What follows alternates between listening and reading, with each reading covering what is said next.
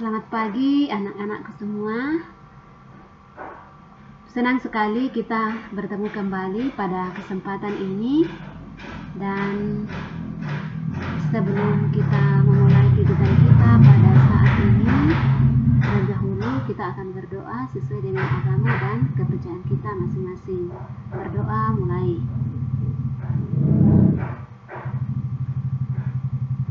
Berdoa selesai. Apa kabar anak-anak semua? Tentu sehat-sehat ya. Oke. Dan hari ini mudah-mudahan anak-anak bisa hadir semua, tidak ada yang ketinggalan atau tidak ada yang alpa untuk mengikuti pelajaran kita pada saat ini. Ibu akan tanya dulu untuk sekedar mengingatkan pelajaran pada minggu yang lalu. Kita sudah belajar tentang perkembangbiakan pada manusia, tentang alat reproduksi pada pria. Untuk itu mungkin ada yang masih ingat apa saja organ-organ reproduksi pada pria? Ya, tes Bu Guru. Oh iya, bagus sekali. Ada lagi yang mungkin bisa sampaikan? Penis Bu Guru. Iya, mantap sekali. Anak-anakku memang hebat-hebat semua. Jadi ternyata masih ingat semua ya pelajaran pada pertemuan kita sebelumnya. Dan untuk selanjutnya kita akan lanjut dan Ibu akan tampilkan gambar seperti ini. Silakan amati gambar baik-baik. Kemudian kalian pasti dalam kehidupan sehari-hari pernah mungkin melihat gambar yang seperti ini. Ada dua meni di kiri dan kanan ini. Nah, pasti sudah lihat ya? Sudah Bu Guru. Oke, kalau sudah berarti kira-kira ini mirip gambar apa ini anak-anak? Mirip telur Bu Guru.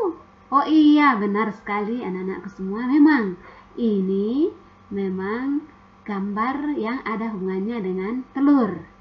Terus apabila Ibu lanjutkan lagi pertanyaannya, telur itu biasanya ada hubungannya dengan jantan atau betina kalau pada hewan, atau juga pada manusia, perempuan atau laki-laki. Biasanya yang bertelur itu betina Bu Guru. Ah, betul sekali. Tidak mungkin ada jantan ya yang bertelur. Jadi berarti gambar sekarang ini menunjukkan tentang yang betina, atau kalau manusia disebut dengan perempuan. Betul sekali anak-anak. Untuk itu pertemuan kita kali ini kita akan membahas tentang organ reproduksi pada perempuan atau wanita. Adapun kompetensi dasar yang akan kita bahas di saat ini yaitu KD 3.1 Sistem reproduksi manusia. Tujuan pembelajaran kita ada 5. Yang pertama, menjelaskan organ reproduksi pada perempuan. Yang kedua, menjelaskan struktur dan fungsi organ-organ penyusun sistem reproduksi pada perempuan. Yang ketiga, mendeskripsikan proses pembentukan sel telur atau disebut juga oogenesis. Yang keempat, menyebutkan ciri kelamin sekunder pada pria dan wanita. Dan yang kelima atau yang terakhir, menjelaskan proses terjadinya menstruasi. Berarti pada kegiatan nanti di kesimpulan, disitulah anak-anak bisa menyimpulkan dengan melihat tujuan ini. Berikut anak-anak perhatikan alat perkembangbiakan wanita berikut. Nah, ini perkembangbiakan wanita tampak dari samping. Adapun struktur atau susunannya terdiri atas ovarium, jadi ovarium, kemudian opiduk itu saluran telur, kemudian endometrium atau dinding rahim, vagina terdiri atas labium mayora. Labio itu atau labium ini adalah bibir tebal dari kata mayora atau besar. Kemudian labium minora atau bibir tipis. Jadi ini pada organ reproduksi. wanita ya anak-anak. Ini nih yang tebal, ini yang tipis. Kemudian klitoris, yaitu alat kelamin wanita yang sensitif. Kemudian pubis. Berikutnya kita lihat di sini alat-alat perkembangbiakan untuk fungsinya. Nah, kita lihat ovarium tadi yang ada 2 seperti telur itu, tepatnya ada di bagian pinggang ya, di bagian dalam maksudnya ya. Itu berfungsi sebagai tempat untuk menghasilkan sel telur. Jadi boleh dikata ini pabriknya sel telur. Kemudian oviduk atau disebut juga tuba fallopi.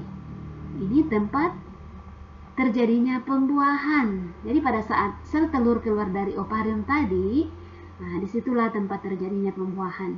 Kemudian rahim atau biasa disebut juga dengan uterus atau bahasa orang awam mengatakan kandungan, yaitu tempat perkembangan embrio. Kemudian endometrium yaitu dinding rahim, berfungsi sebagai tempat menempelnya telur atau ari-ari janin. Dan vagina adalah alat kelamin wanita atau alat kopulasi, di mana pada bagian 2 tadi disebut labia majora atau bibir tebal, labio minora atau bibir tipis, dan ada juga klitoris atau kelentit, dan ada juga rambut kemaluan. Adapun fungsi dari organ reproduksi wanita, kita lihat struktur tampak bagian dalam ini.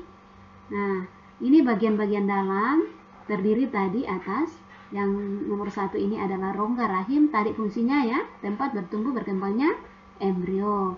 Kemudian yang nomor 2 ini adalah oviduk atau biasa juga disebut saluran telur atau tuba fallopi.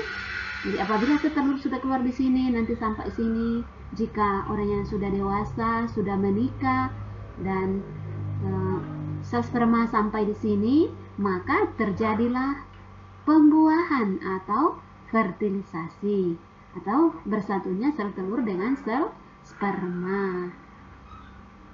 Kemudian ovarium, jadi ini tadi ovarium tadi ya, atau tempat dihasilkannya sel telur.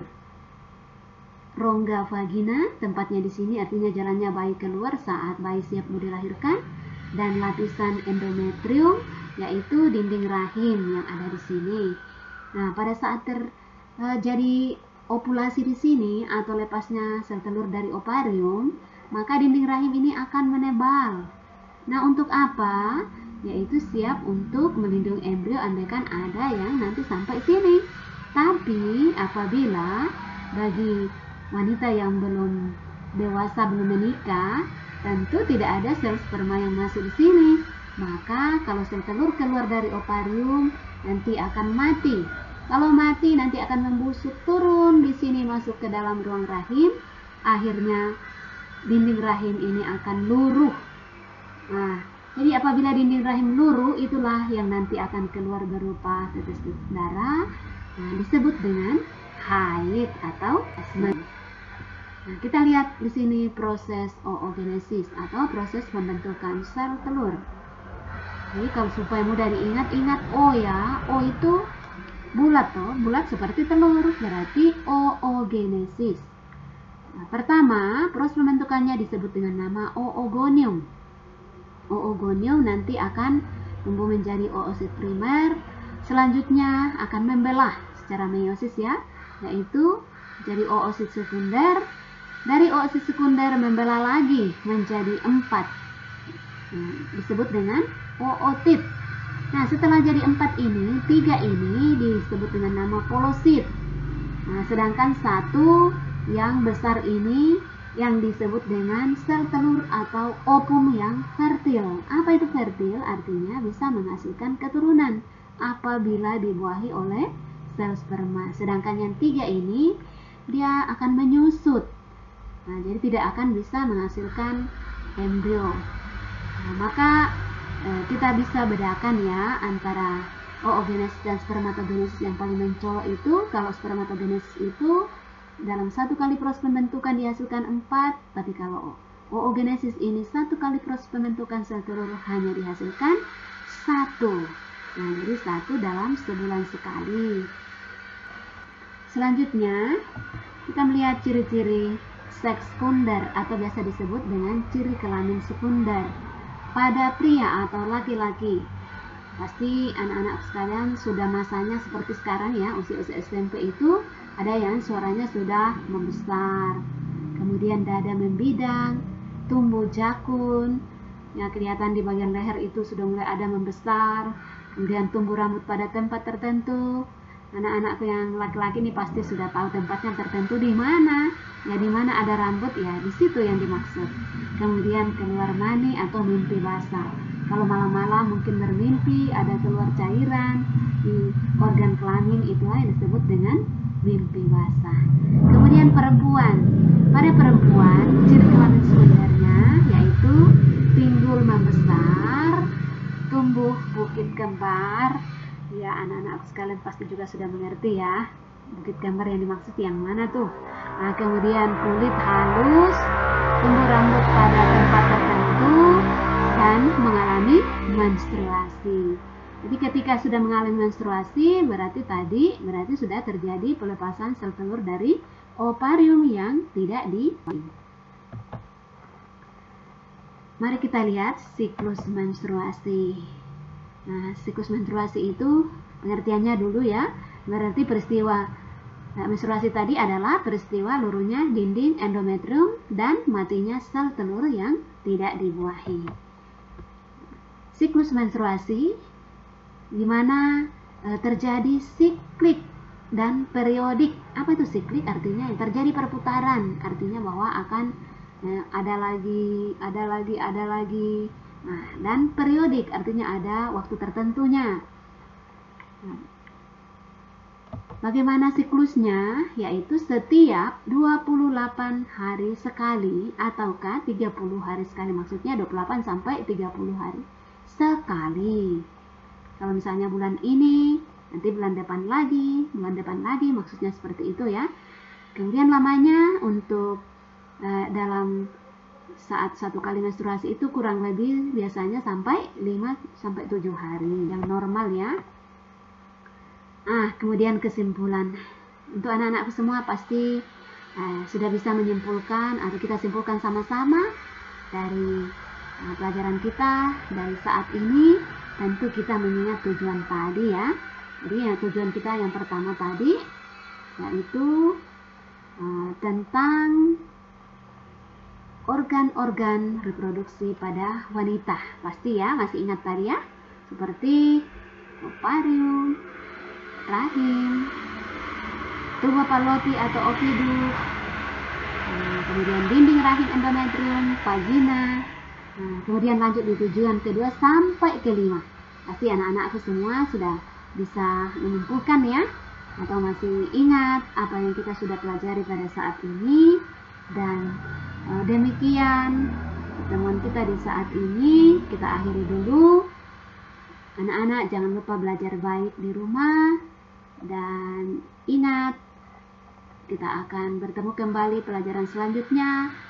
Sebelumnya ibu akan kasih tugas PR di rumah supaya anak-anak membacanya dengan baik, yaitu kalian nanti akan membaca tentang kesehatan pada organ reproduksi. Demikian anak-anak, sampai jumpa, selamat pagi.